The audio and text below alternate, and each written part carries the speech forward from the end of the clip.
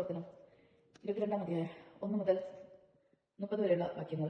യഹൂദരോട് പ്രസംഗിക്കുന്നു. സഹോദരരെ, പിതാക്കന്മാരെ, നിങ്ങളോട് എനിക്ക് പറയാനുള്ള ന്യായവാദം കേൾക്കൂടെ. ഹെബ്രിയ ഭാഷയിൽ അവൻ തങ്ങളെ അഭിസംബോധന ചെയ്യുന്നത് കേട്ടപ്പോൾ അവർ കൂടുതൽ ശാന്തരായി. അവർ പറഞ്ഞു, ഞാനൊരു യഹൂദനാണ്. കിലിയാക്കിയയിലെ തർസോസിൽ ജനിച്ചു, എങ്കിലും ഈ നഗരത്തിലാണ് ഞാൻ വളർന്നത്. ഗമാലിയേലിന്റെ പാദങ്ങളിൽ ഇരുന്ന് പിതാക്കന്മാരുടെ നിയമങ്ങൾ നിഷ്കൃഷ്ടമായ ശിക്ഷണം ഞാൻ നേടി. ഇന്ന് നിങ്ങൾ എല്ലാവരും ആയിരിക്കുന്നത് പോലെ ഞാനും ദൈവത്തെക്കുറിച്ച് തീക്ഷ്ണത നിറഞ്ഞവനായിരുന്നു. പുരുഷന്മാരെയും സ്ത്രീകളെയും ബന്ധിച്ച് കാരാഗ്രഹത്തിൽ അടച്ചുകൊണ്ട് ഈ മാർഗത്തെ നാമാവിശേഷമാകാത്ത വിധ പീഡിപ്പിച്ചവനാണ് ഞാൻ. പ്രധാനാചാര്യനും ജനപ്രമാണികളുടെ സംഘം മുഴുവൻ തന്നെയും എനിക്ക് സാക്ഷികളാണ്. ദമാസ്കസിലുള്ളവരെ ബന്ധനത്തിലാക്കി ജെറുസലേമിൽ കൊണ്ടുവന്ന് ശിക്ഷിക്കുന്നതിന് വേണ്ടി ഞാൻ അവരിൽ നിന്ന് സഹോദരന്മാർക്കുള്ള കത്തുകൾ വാങ്ങി അവിടേക്ക് യാത്ര പുറപ്പെട്ടു.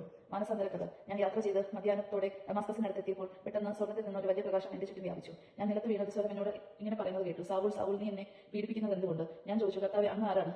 അവൻ പറഞ്ഞു, നീ പീഡിപ്പിക്കുന്ന നസ്രായനായ യേശുവാണ് ഞാൻ. എന്റെ കൂടെ ഉണ്ടായിരിക്കുന്നവർ പ്രകാശം കണ്ടു, എന്നാൽ എന്നോട് സംസാരിച്ചവന്റെ സ്വരം കേട്ടില്ല. ഞാൻ ചോദിച്ചു, കർത്താവെ, ഞാൻ എന്ത് ചെയ്യണം? കർത്താവ് എന്നോട് പറഞ്ഞു, എഴുന്നേറ്റ് ദമാസ്കസിൽ പോകുക. നിനക്ക് വേണ്ടി നിശ്ചയിക്കപ്പെട്ടിരിക്കുന്നത് അവിടെ വെച്ച് നിന്നോട് പറയാം. പ്രകാശത്തിന്റെ തീക്ഷ്ണത കൊണ്ട് എനിക്ക് ഒന്നും കാണാൻ സാധിക്കാതെ വന്നപ്പോൾ എന്റെ കൂടെ ഉണ്ടായിരുന്നവർ കൈക്ക് പിടിച്ച് എന്നെ നടത്തി. അങ്ങനെ ഞാൻ ദമാസ്കസിലെത്തി. അവിടെ താമസിച്ചിരുന്ന സകല യഹൂദർക്കും സുസമ്മതനും നിയമമനുസരിക്കുന്നതിൽ നിഷ്ഠമുള്ളവരുമായിരുന്നു അനീനിയാസ് എന്ന ആ മനുഷ്യൻ എന്റെ അടുത്ത് വന്ന് പറഞ്ഞു, സഹോദരനായ സാവൂൾ, നിനക്ക് കാഴ്ച തിരിച്ചു കിട്ടട്ടെ. ഉടൻ തന്നെ എനിക്ക് കാഴ്ച തിരിച്ചു കിട്ടുകയും ഞാൻ അവനെ കാണുകയും ചെയ്തു. അവൻ പറഞ്ഞു, നമ്മുടെ പിതാക്കന്മാരുടെ ദൈവത്തിന്റെ ഹിതം അറിയാതെയും നീതിമാനായവനെ ദർശിക്കാൻ അവന്റെ അധരങ്ങളിൽ നിന്ന് സ്വരം ശ്രവിക്കാനും നിന്നെ അവിടെ നിന്ന് നിയമിച്ചിരിക്കുന്നു. നീ കാണുകയും കേൾക്കുകയും ചെയ്തതിനെ കുറിച്ച് എല്ലാ മനുഷ്യരുടെ മുമ്പാകെ അവന് നീ സാക്ഷിയായിരിക്കും. ഇനി നീ എന്തിനും കാത്തിരിക്കുന്നു? എഴുന്നേറ്റ് സ്നാനം സ്വീകരിക്കുക. അവന്റെ നാമം വിളിച്ച് അപേക്ഷിച്ചുകൊണ്ട് നിന്റെ പാവങ്ങൾ കഴുകി കളയുക. വിജാതിയരുടെ അപ്പോസ്തലൻ. ഞാൻ ജെറുസലേമിൽ തിരിച്ചു വന്ന ദേവാലയത്തിൽ പ്രാർത്ഥിച്ചുകൊണ്ടിരിക്കുമ്പോൾ എനിക്കൊരു ദിവ്യാനുഭൂതി ഉണ്ടായി. കർത്താവിനോട് ഇപ്രകാരം സംസാരിച്ചുകൊണ്ട് നിൽക്കുന്നത് ഞാൻ കണ്ടു. അവൻ പറഞ്ഞു, നീ വേഗം ജെറുസലേമിൽ പുറത്ത് കടക്കുക, കാരണം എന്നെക്കുറിച്ചുള്ള നിന്റെ സാക്ഷ്യം അവർ സ്വീകരിക്കുകയില്ല. ഞാൻ പറഞ്ഞു, കർത്താവെ, ഞാൻ സിനഗോഗുകൾ തോറും ചെന്ന് നിങ്ങൾ വിശ്വസിക്കുന്നവരെല്ലാം ബന്ധസ്ഥരാക്കുകയും പ്രഹരിക്കുകയും ചെയ്തിട്ടുണ്ടെന്ന് അവർക്ക് അറിയാം.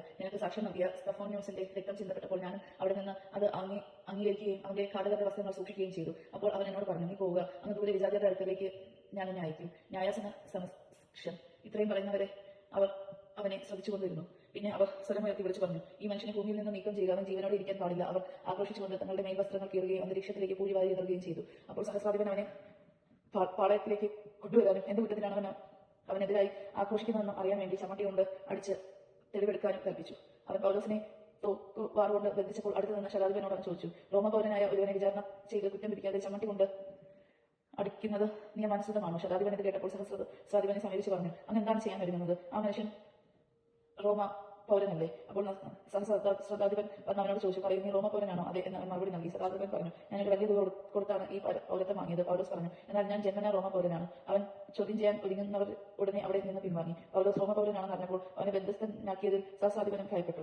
യഹൂദന്മാർ അവന്റെ മേൽ കുറ്റാരോപണം നടത്തുന്നതിന്റെ യഥാർത്ഥ കാരണം കണ്ടുപിടിക്കാൻ ആഗ്രഹിച്ചുകൊണ്ട് പിറ്റേ ദിവസം സഹസ്രാധിപൻ അവനെ മോചിപ്പിച്ചു. എല്ലാ പുരോഹിത പ്രമുഖന്മാരെയും ആലോചനാ സംഘം മുഴുവനും സമ്മേളിക്കാൻ അവർ കൽപ്പിച്ചു. പിന്നീട് പൗലോസിനെ കൊണ്ടുവന്ന് അവരുടെ മുൻപ് നിർത്തി. ദൈവമാണ് നാം കേട്ടത്. നമുക്ക് ശ്രദ്ധിക്കാം.